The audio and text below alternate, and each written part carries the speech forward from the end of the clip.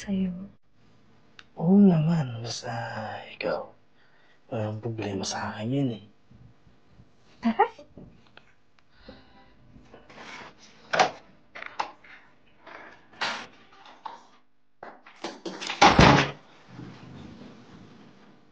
Oh, andito ka na pala. Kanina ka pa ba dito? Ate, kasama mo na naman yan? Yung water boy natin?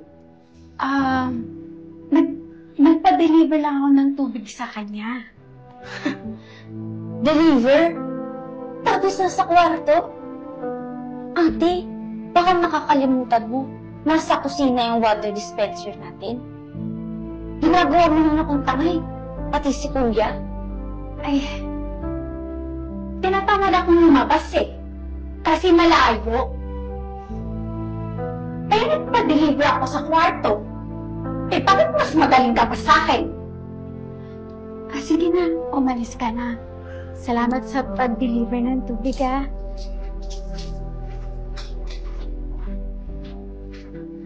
Ate, niloloko mo na si Kuya Earl eh. Nagtatrabaho ng maayos sa abroad yung isa, tapos ganyan yung gagawin mo? Hoy, huwag mo akong pagsabihan, ha?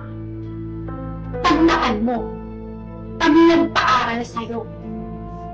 Baka gusto mo, pauwiin kita sa probinsya at magtanim ka ulit ng palay doon. Pero ate, mali na yung ginagawa mo eh. Daga ka pala eh. Sa bahay na to, ako ang laging tama. Isasak yan sa utak mo.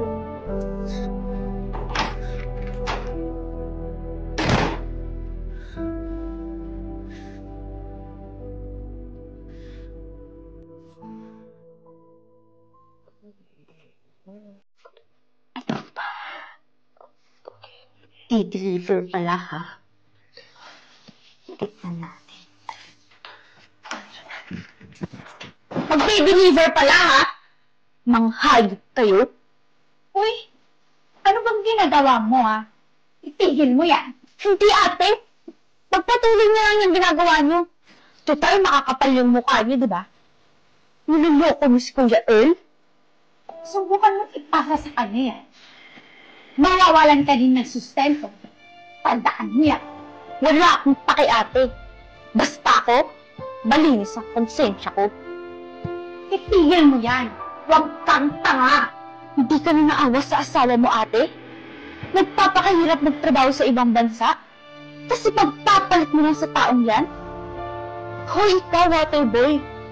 Napakalakas naman talaga ng loob mo, no? Alam mo nang may asawa tong ate ko, tapos papatulan mo pa? Alam mo, tumigil ka na. Hindi pare-paro tayong mawala ng sustento dito. Kaya huminto ka na sa pinagagawa mo. Kayong dalawa ang huminto. Hindi maganda yung ginagawa mo, akala mo? Isipin mo sila nanay. Pag sinabi mo yan sa kuya mo, wala silang makakain doon. Eh bakit ate? Yan? Ano ba pinapakain sa'yo yan? Ate, ang ganda-ganda naman buhay mo eh. Nabibigay sa'yo ni Kuya lahat ng gusto mo. Tapos ganyan lang gagawin mo? Lulukuhin mo lang siya? Huwag mo akong pangaralan. Dahil mas matanda ako sa'yo. Kaya i-delete mo na yan. Bilis! Hindi. Dapat makarating kay Kuya to. Mika, baka pwede mong i-delete yan. Kasi may pamilya rin ako. Walang hiya ka? Pamilyadong tao ka pala? Tapos nagagawa niyo yung kalokohan na yan? Mika, kapatid mo ko. Dapat ako yung kampiyan mo eh. Dapat tayo yung magtatamayan dito. Hindi ate. Bahala kayo dyan.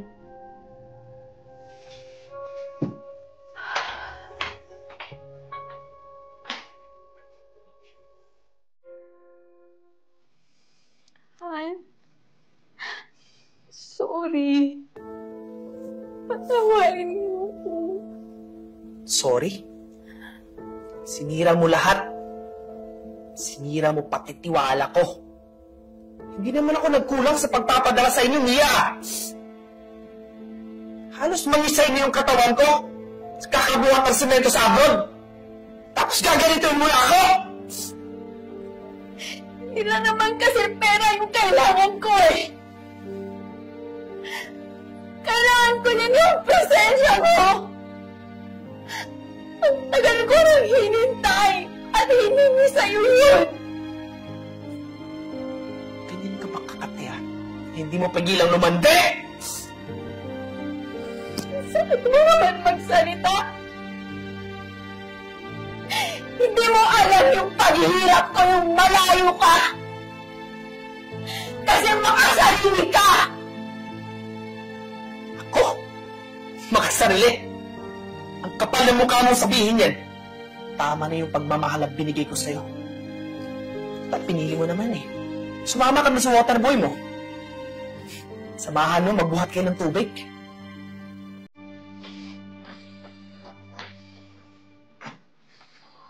Mika, maraming salamat ha. Hindi mo kinonsinti yung kahayupang ginawa ng kapatid mo.